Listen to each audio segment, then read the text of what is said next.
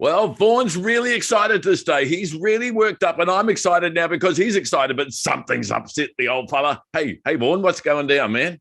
Boy, upset. That's the understatement of the year. That's the understatement of this whole lockdown. Max, today, a government bureaucrat, I happen to be part of a 300 strong Zoom hui, and I won't name and shame or throw anyone under the bus. I'll just start with this. A government bureaucrat talking to a 300 strong Auckland small business community, so you can kind of narrow down where it was, said the following. We're all under pressure. I gave up my Monday of the Labour weekend public holiday to work. Right. Do you know how condescending that is, Max? I'll tell you how condescending that is. That is a comment by someone who has not missed a single payday throughout the whole 12 weeks of lockdown. That is a comment directed at a community who have not had a single payday through a 12-week lockdown.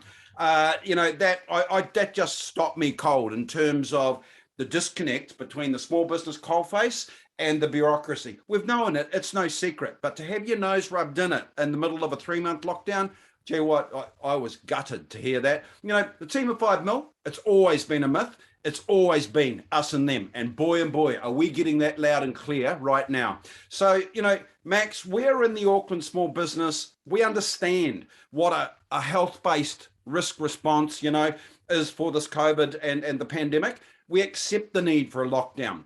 Lockdown's not the problem. Small businesses being needlessly destroyed. That is the problem. That is the collateral damage going beyond policy. And when collateral damage goes beyond policy, that's recklessness.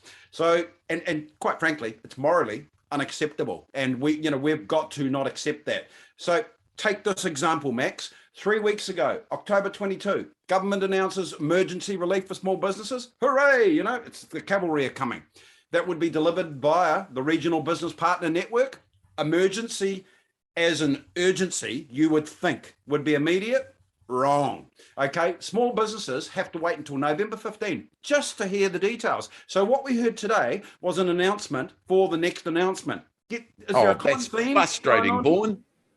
You're telling me that they're telling you November 15th before they're even going to think about it. And these are paid officials who are getting money while us poor guys are going without. Hard out. You would not want the government to be responsible for being ambulance drivers. We're standing here gushing blood. And you know what they sent? They sent consultants to assess the scene, to go back and say, what should we do? See you in a month. And you know what the excuse was before that? November 15 is the date for releasing the details. Ministers are still to determine the detail. Now, just think about that for a minute, Max.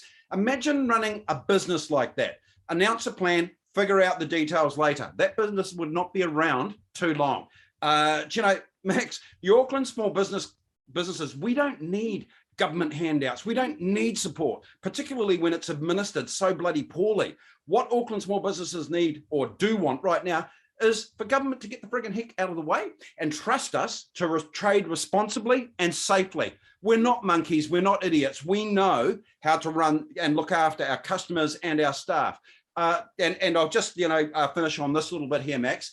Auckland small businesses are all sick all the way up to pussy's bow with the confusing and overwhelming guidelines around multi-step lockdowns, traffic light systems. It may as well be a foreign language as far as your average small business is concerned. They are making a friggin' meal of it.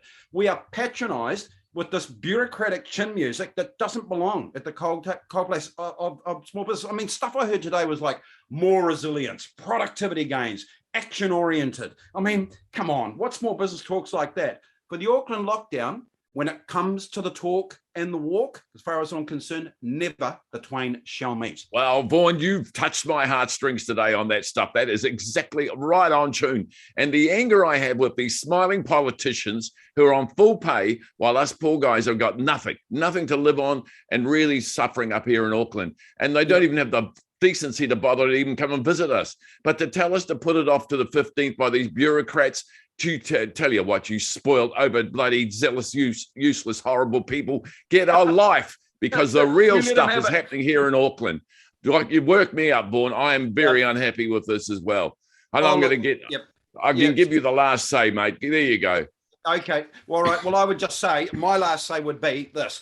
Whoever is coming up with this claptrap couldn't run a bath, let alone run a small business. So I will close with this. Today is the 79th day of Auckland's lockdown. Tomorrow is the 80th day. The worst ever 3-month period in the history for small business, the Auckland small business community.